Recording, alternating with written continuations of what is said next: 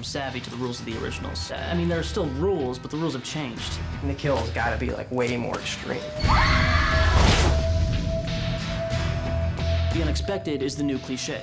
And virgins can die now. It's been 11 years since Scream 3, the not very good third part to Wes Craven's landmark, goofy, but really important to the history of the horror genre trilogy came out. And tomorrow, Scream 4 is coming out. Why is this a big deal? Why are people talking about this nonstop?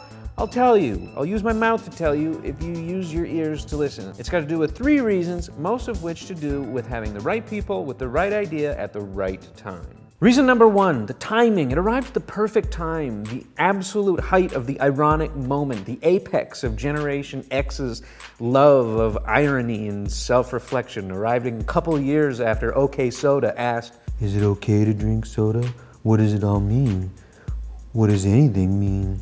Drink this soda if you think it's okay, or don't, whatever." It debuted anew to the mainstream self-reflexivity, which, despite the arrival a decade earlier of a Gremlin sequel that was as self-reflexive and postmodern as anything made before or since, it seemed new and fresh and creative. It was a horror movie that made fun of horror movies in the middle of the horror movie, that used cliches from horror movies to make fun of cliches from horror movies, while also using those cliches to make fun of how stupid horror movies were and also to scare you at the same time. Is that even legal? Somebody needs to throw these people in creativity jail for reckless imagination. Reason number 2, it was a neat enough idea with high profile and interesting enough actors and actresses that it helped to kind of reboot horror as an entire genre.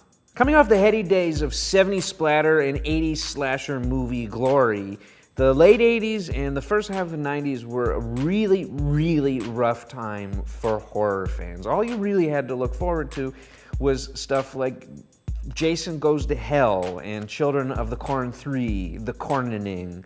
And it was just a really bad time. It was in the ghetto, majorly, as a genre. By being innovative rather than derivative and making an original film rather than another crappy sequel, and by casting people that made horror seem special again, people like Drew Barrymore, the people behind Scream, which was Dimension Films, which is spun off by Miramax, which had become really special and really important in the years previous to that with a whole bunch of really landmark indie movies, kind of hoisted horror up out of the gutter it was in for the previous 5 years into a slightly nicer, fancier gutter with air conditioning, where you could enjoy movies like Scream alongside movies like Jason X, Jason Goes to Space, and Children of the Corn 5. This one is also Children of the Corn. Reason number 3, Wes Craven. Okay, this dude's career arc, starting in the 70s, ending in the 90s. Bear with me.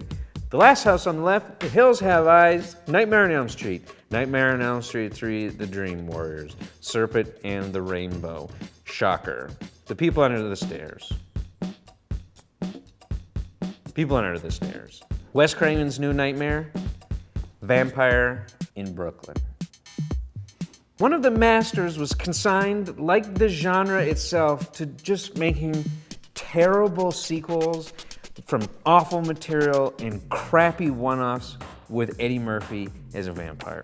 1996, though, saw him, the old master, the wise legend who had been slumming it for years, paired with a hotshot new screenwriter, Kevin Williamson, who had a script called Scary Movie that they made together into Scream, which is a Scooby-Doo mystery thriller with a guy in a mask that killed a bunch of people, that proved that talented people, if given good material and enough time, can make a good movie. Right people, right idea, and the right time. Are any of those 3 things true for Scream 4?